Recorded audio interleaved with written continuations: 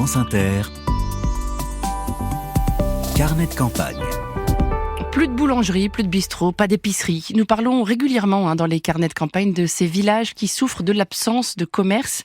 Un mouvement associatif entend s'attaquer à la détresse commerciale des zones rurales.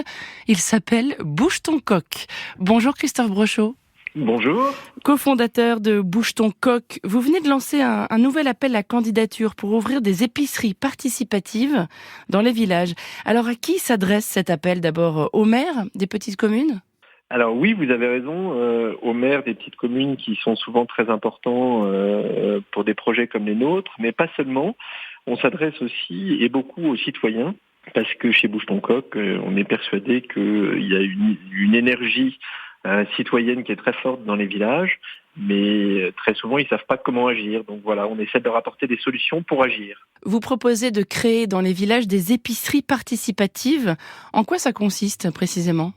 Alors, une épicerie participative, c'est une épicerie qui est créée par les citoyens, donc ce sont des associations locales, et qui fonctionne sur du bénévolat, c'est-à-dire que les villageois donnent 2 heures de leur temps par mois et par foyer dans les épiceries pour la faire tourner. Et ce système a beaucoup d'avantages parce que ça permet d'avoir des produits qui sont sans marge, parce qu'il n'y a pas de salariés dans les épiceries. Et le fait que ce soit sans marge, ça permet de bien rémunérer les petits producteurs et de bien faire attention au pouvoir d'achat, puisque les prix sont en moyenne 30% moins chers que dans la grande distribution. Donc c'est très vertueux pour tout le monde. Et c'est 75% de produits en circuit court. Donc c'est bon pour l'écologie aussi. Voilà, ce sont des bénévoles qui tiennent la caisse et qui remplissent les rayons. C'est beaucoup plus simple, évidemment, d'ouvrir un commerce quand il n'y a pas besoin d'une personne qui accepte de s'en charger toute la journée. En revanche, qui paye le loyer de l'épicerie ?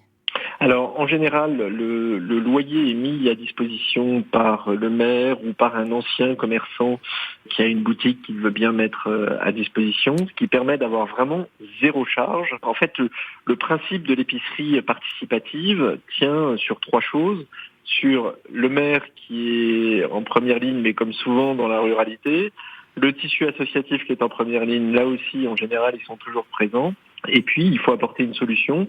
Et nous, la solution que l'on propose s'appelle Mon Épi, qui est une solution extrêmement simple, informatique, qui gère tout le système logistique et comptable de l'épicerie.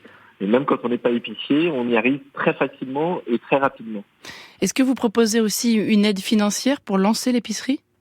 Alors oui, il y a une aide financière, mais le plus important, c'est finalement l'accompagnement, parce que lorsque des citoyens veulent se lancer dans l'aventure, l'énergie est là, mais très souvent ils ne savent pas trop comment procéder, et donc on accompagne les candidats pour l'aide financière.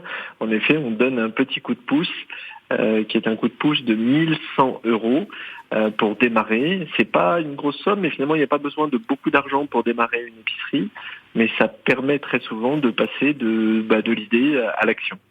Il y a 100 places à pourvoir, 100 projets associatifs qui pourront être accompagnés par Bouge ton coq. Comment sont choisis les candidats ? Comment sont choisis les 100 projets ? Alors, il y a 2 critères. Le premier, il faut être dans un village de moins de 3500 habitants.